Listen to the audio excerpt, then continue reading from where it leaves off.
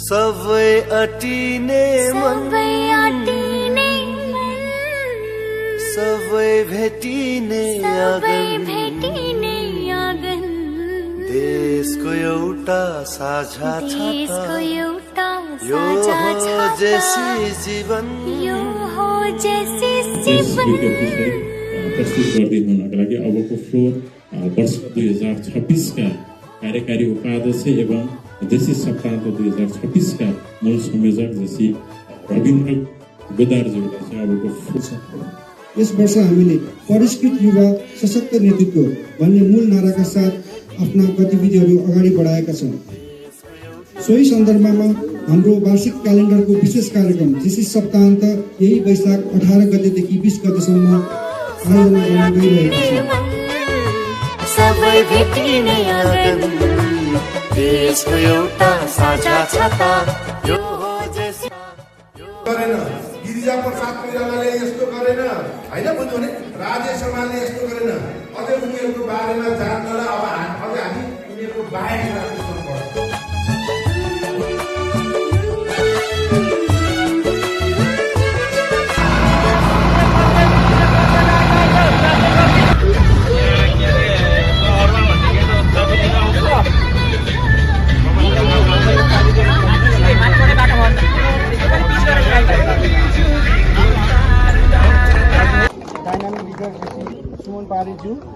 आजको यस कार्यक्रममा हामी यहाँहरू माझी गाउँपालिका वडा नम्बर 9 को यस मिजुरी स्वास्थ्य चौकीमा उपस्थित छौँ र आज हामीले हिमालयन आँखा अस्पतालको विशेष सहयोगमा निःशुल्क आँखा शिविर हामीले सञ्चालन गर्न गइरहेका छौँ। आशा छ यहाँहरूले भरपुर लाभ लिनुहुनेछ। उहाँहरूले यो निःशुल्क निस्वार्थ भावले जुन यो कार्य गरिराख्नु भएको छ यो अहिले जेसिसले यो बाइ द वे कुनै मोतीबिन्दु रोग लागेको छ भने ओडाले सिफारिस गरिदिएको खण्डमा उहाँहरूले गएर चाहिँ निःशुल्क चाहिँ उपचार पनि गरिदिनुहुन्छ भन्नुभएको छ। यो सानो कुरा होइन नि, ठुलो कुरा हो नि होइन। तपाईँको एउटा हात भाँचिँदा बरु संसार नदेखिने भन्ने हुँदैन। आँखा बन्द भने संसार देखिँदैन। अहिलेसम्म तपाईँ आँखा चिलायो, आँखा मिचेरै मात्रै बसेको छ। मेरो आँखा धरि मेरो देखिएको छैन, टाउसो पसेको होला, त्यसले नदेखिएको होला, वास्तै हुँदैन। हाम्रोमा के छ भने गम्भीर रूपले चोट नलागेसम्म हामीले वास्तै गर्दैन।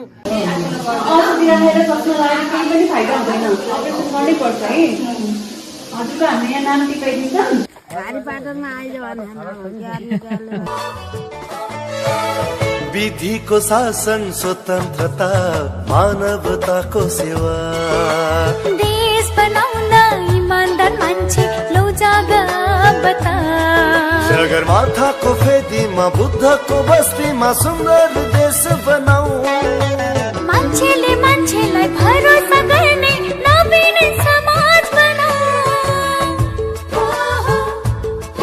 यो आवाज लिएर लो संकल्प गाँसौँ हामी। जनता किन्नुहुनेछ भन्ने मैले अपेक्षा पनि राखेको छु। यो रक्तदान कार्यको महत्त्व बारेमा अझ बढी देशी सप्ताह अन्तर्गत अझ बढी जनमानसमा एउटा प्रचार प्रसारको माध्यमबाट धेरैलाई मलाई आज यो सचिवालय भवनको छेउ प्राङ्गणमा रक्तदान कार्यक्रम भइरहँदाखेरि पुरानो कुराहरू याद आइरहेको छ। हामी 1982, 81, 82, 83, 84 सम्म ब्लड डोनेसन भन्ने शब्द थिएन र रक्तदानको विषयमा पनि कसैलाई पनि थाहा थिएन।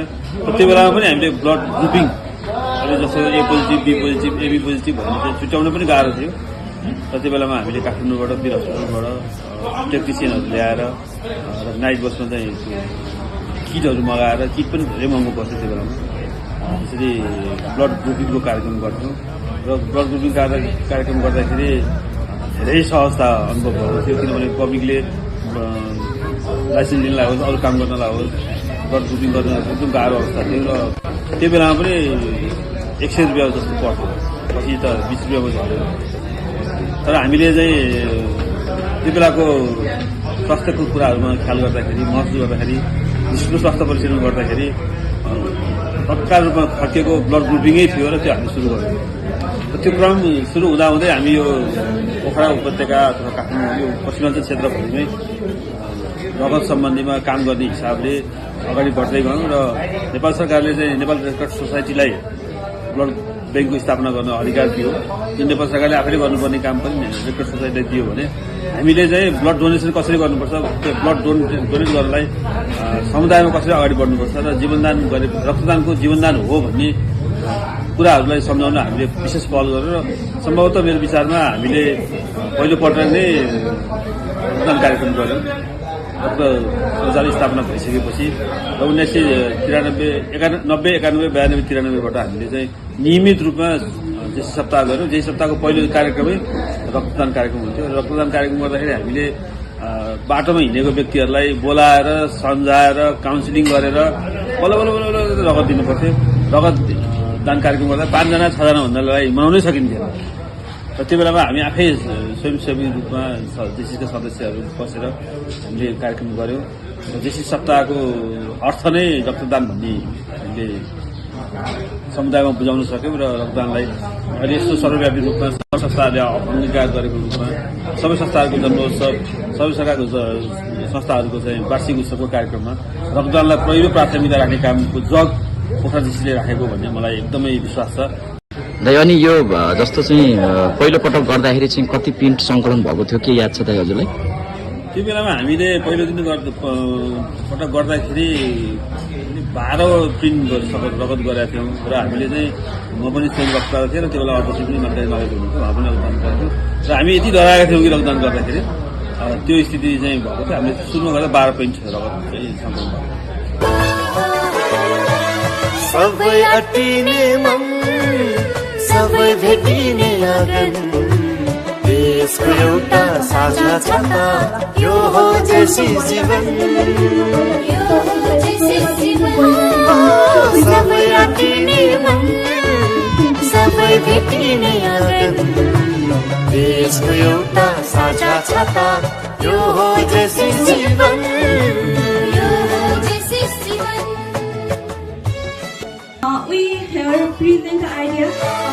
विधिको शासन स्वतन्त्रता मानवताको सेवा देश बनाउन इमानदार मान्छे लौ जागा पता।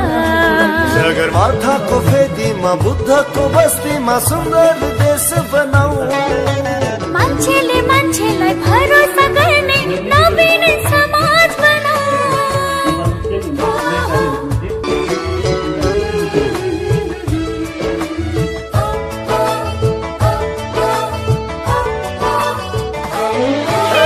सबै अटिने मन सबै भेटिने आँगन देशको एउटा साझा छाता यो हो जेसी जीवन। सबै अटिने मन सबै भेटिने आँगन देशको एउटा साझा छाता यो हो जेसी जीवन। यो हो जेसी जीवन। यो हो जेसी जीवन। हाम्रो जेसी जीवन।